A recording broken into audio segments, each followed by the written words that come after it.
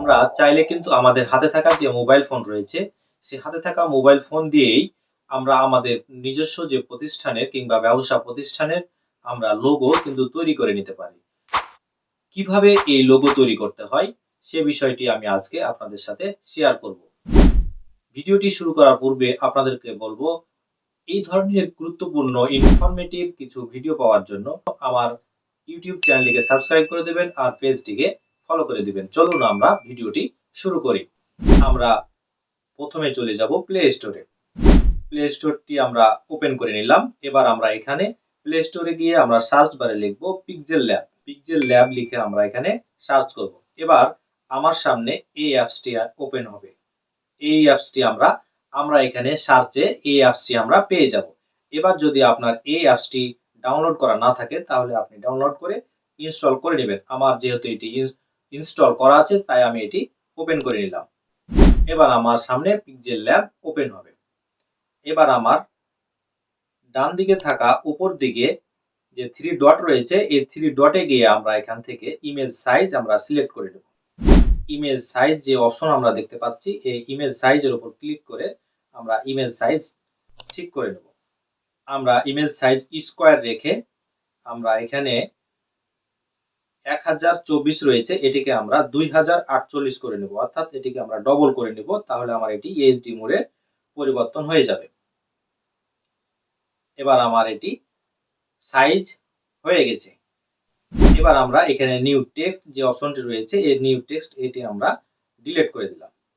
এবার আমার কাজ হলো নিচের দিকে বেশ কিছু অপশন রয়েছে, এই অপশনগুলো থেকে আমরা এখন কাজ করব। এখানে প্রথমে যে অপশনটি আমরা এখানে দেখতে পাচ্ছি এ চিহ্ন রয়েছে, এই এ চিহ্ন দেওয়া অপশনটি হলো টেক্সট। আমরা কোনো কিছু লিখলে আমরা এখানে এ চিহ্নের উপর ক্লিক করব। এবার আমরা যদি কোনো শেপ নিতে চাই তাহলে আমার এই যে চিহ্নটি রয়েছে এই চিহ্নটির উপর আমরা ক্লিক করব। যেহেতু আমরা লোগো তৈরি করব সেহেতু আমরা এখান থেকে যে শেপ রয়েছে এই শেপটির উপর আমরা ক্লিক করব। এবার আমরা এখানে এই শেপ লেখা রয়েছে এই শেপ লেখাটির উপর আমরা ট্যাপ করব। এবার দেখেন এখানে আমরা নিচের দিকে একটি চিহ্ন দেখতে পাচ্ছি, এই চিহ্নের মধ্যে আমরা যেই ধরনের শেপ নিতে চাই সেই শেপগুলো আমরা এখানে পেয়ে যাব। এবার আমরা এখানে ক্লিক করে আমরা শেপ বাছাই করে নেব। আমি যেহেতু প্রতিষ্ঠানের লোগো তৈরি করব তাই আমি এখানে একটি বৃত্ত নিয়ে নিলাম। এবার এই বৃত্তটি আমার একটি বৃত্ততে হবে না, সেহেতু আমরা আরো একটি বৃত্ত নিয়ে নিব। সেক্ষেত্রে আমরা এই বৃত্তটিকে নিচের দিকে থাকা যে কপি চিহ্ন রয়েছে কপি লেখা, এই কপি লেখা চিহ্নের উপরে আমরা ক্লিক করে আমরা বৃত্তটিকে কপি করে নেব। এবার আমি আরো একটি বৃত্ত কপি করে নিলাম। আপনি আপনার প্রয়োজন মতো বৃত্ত কপি করে নেবেন। এবার আমরা প্রথম বৃত্তটিকে সিলেক্ট করে আমরা যে কাজটি করব সেটি হলো আমরা এর স্ট্রোক অর্থাৎ আমার চারিপাশে আমরা কি কালার দেব সেটি আমরা চয়েস করে নেব। আমরা স্ট্রোকটি অন করে নিলাম। এবার আমি এখানে স্ট্রোক কালো দিলাম। স্ট্রোকের সাইজটি আমি একটু বাড়িয়ে নিলাম, পরিমাণ মতো দিয়ে দিচ্ছি। এবার আমার এখানে যে টিক চিহ্ন রয়েছে টিক চিহ্নটির উপর আমি ক্লিক করলাম। আমার প্রথম বৃত্তটির কাজ শেষ। এবার আমি প্রথম বৃত্তটির উপর সিলেক্ট করে উপর দিকে থাকা যে বইয়ের মতো যে চিহ্ন রয়েছে এই চিহ্নটির উপর আমি ক্লিক করব। করে এবার আমি এখানে এই বৃত্তটি আমি যে প্রথম বৃত্তটি নিয়েছিলাম সিলেক্ট করা বৃত্ত সেটিকে আমি লক করে দিলাম। দেখেন এবার আমার এটি আর নড়ছে না। এবার আমি দ্বিতীয় বৃত্তটির আমি কাজ করব। দ্বিতীয় বৃত্তটি প্রথম বৃত্তটির চাইতে একটু ছোট করে নেব। এবার আমি দ্বিতীয় বৃত্তটিরও আমি স্ট্রোক দিয়ে দিচ্ছি।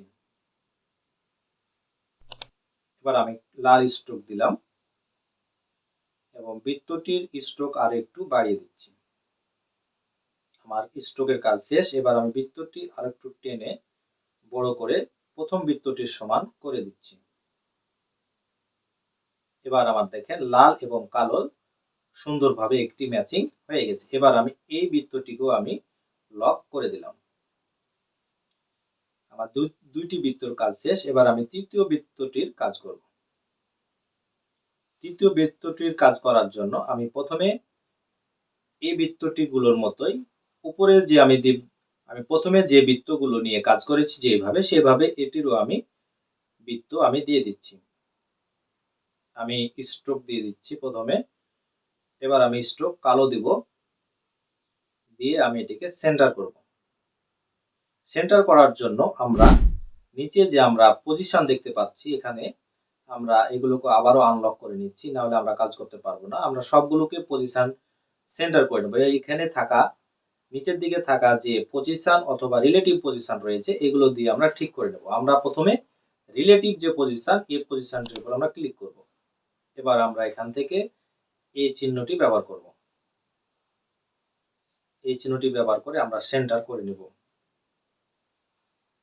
সবগুলোই আমি সেভাবে সেন্টার করে নেব। এবার আমি এই বৃত্তটুকু সেন্টার করে নেব। দেখেন চমৎকার ভাবে সেন্টার হয়ে গেছে। এবার আমি সবগুলোকেই লক করে নেব, বৃত্তগুলোকে আমি লক করে নিলাম। আমার বৃত্তের কাজ শেষ। এখন আমার কাজ হলো আমি আমার প্রতিষ্ঠানের নামটি এই বৃত্তের মধ্যখানে লিখে দেব। সেজন্য আমাকে কি করতে হবে? টেক্সটে যেতে হবে। এই জন্য আমি টেক্সটের উপর ক্লিক করব। আমি টেক্সটের উপর ক্লিক করলাম। এবার টেক্সট, এবার আমরা নিউ টেক্সট এটির উপর ক্লিক করে আমরা এটিকে এডিট অপশনে ক্লিক করে আমরা প্রতিষ্ঠানের নামটি লিখে দেব।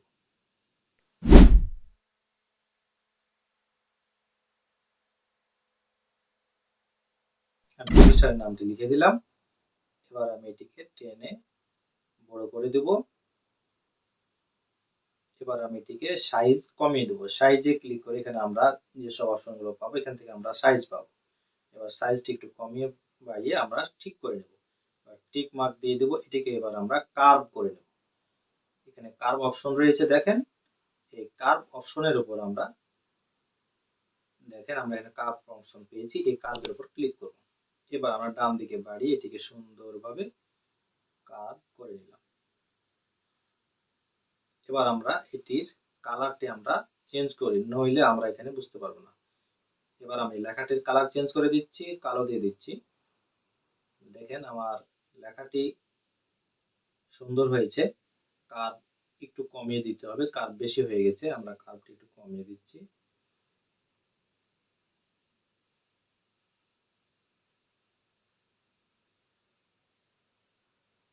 এটি আমরা কার্ভটির কমিয়ে বাড়িয়ে আমরা ঠিক করে নেব।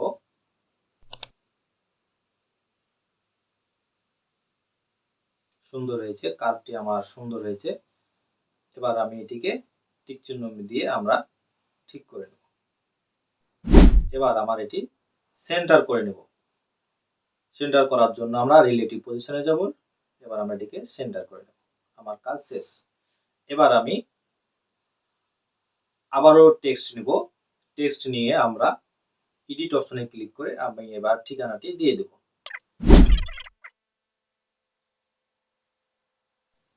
এবার আমি এটিকে কার্ভ করে নেব পুনরায়। তার আগে কালার দিয়ে দেবো আমরা। আমি কালার দিয়ে দিলাম। কালার দেওয়ার পরে আমরা এটিকে কার্ভ করে নিচ্ছি। এবার আমরা কার্ভটিকে উল্টা দিয়ে করব, তাই বাম দিকে নিয়ে যাচ্ছি। আমার লেখাটি সম্ভবত বড় হয়ে গেছে, আমরা লেখাটির মান একটু কমিয়ে নিব। এবার লেখাটির সাইজ আমরা একটু কমিয়ে নিব, যেহেতু লেখাটির সাইজ বড় হয়ে গেছে, তাই আমরা এখানে লেখাটি একটু ছোট করে নেব। দেখেন আমার সুন্দর হয়ে গেছে। এবার আমি এটাকে সেন্টার করে দেব। রিলেটিভ পজিশনে গিয়ে আমি এটাকে সেন্টার করে দিলাম।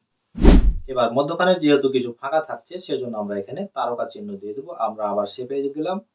শেপে গিয়ে আমরা শেপ থেকে বাছাই করব স্টার। এই স্টার চিহ্ন নিয়ে নেব আমরা। আমরা স্টার চিহ্নের উপর ক্লিক করে আমরা স্টার নিয়ে নিয়েছি। আবার স্টারের এবার কালার দিয়ে দেব।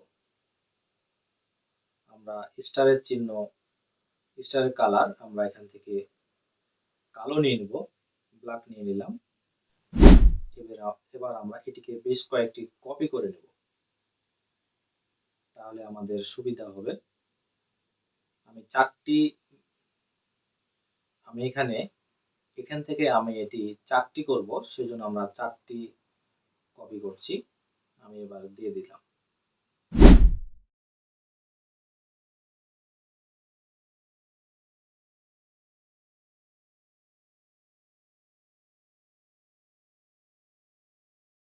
এবার আমরা মধ্যখানে টেক্সট নিয়ে নেব, আরো একটি টেক্সট নিয়ে নেব। আমরা স্থাপিত দিয়ে দেব, স্থাপিত সন। আমার বিদ্যালয়ের স্থাপিত সন আমি দিয়ে দিচ্ছি, আপনারা আপনাদের বিদ্যালয়ের স্থাপিত সন এখানে দিয়ে দিবেন। দেখেন সুন্দরভাবে সহজভাবে আমি লোগোটি তৈরি করে ফেলছি। কালার দিয়ে দেব, লেখাটির কালো দিয়ে দিলাম। আমার লোগোটি মোটামুটি কমপ্লিট হয়ে গেছে। এবার আপনি চাইলে এখানে কোনো একটি বইয়ের চিহ্ন কিংবা কোনো একটি ইমেজ আপনি এখানে দিয়ে লোগোটির মান আরো একটু বাড়িয়ে নিতে পারেন।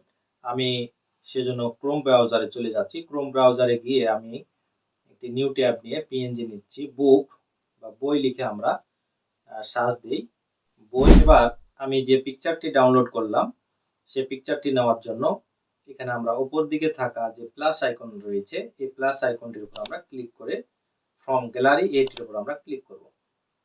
এবার আমি এখান থেকে বইটি এখানে দিয়ে দেব। এবার আমরা বইটিকে রিসাইজ করে আমরা মধ্যখানে বসিয়ে দেব। এবার আমি এটিকে সেন্টার করে দেব। সেন্টার করার জন্য আমরা চলে যাব রিলেটিভ পজিশন। রিলেটিভ পজিশনে গিয়ে আমরা এটিকে সেন্টার করে দেব। আমার এটি বেশি নেমে গেছে, সেজন্য আমরা শুধু পজিশনে ক্লিক করে আমরা এটিকে তীর চিহ্নের উপর ক্লিক করে আমরা এভাবে উঠিয়ে দেব। দেখেন আমার অলরেডি আমার এখানে কিন্তু দেখেন আমার খুব সুন্দরভাবে আমার এই লোগোটি তৈরি হয়ে গেছে। তো আপনি চাইলে আপনার প্রতিষ্ঠানের, আপনার ব্যবসা প্রতিষ্ঠানের কিংবা আপনার যে কোনো ধরনের আপনি লোগো আপনার হাতে থাকা মোবাইল ফোন দিয়ে করতে পারেন। তো আজকের ভিডিওটি ছিল মূলত এ পর্যন্তই। আজকের ভিডিওটি যদি আপনাদেরকে ভালো লেগে থাকে তাহলে অবশ্যই একটি লাইক, একটি কমেন্টস করবেন আর শেয়ার করতে ভুলবেন না।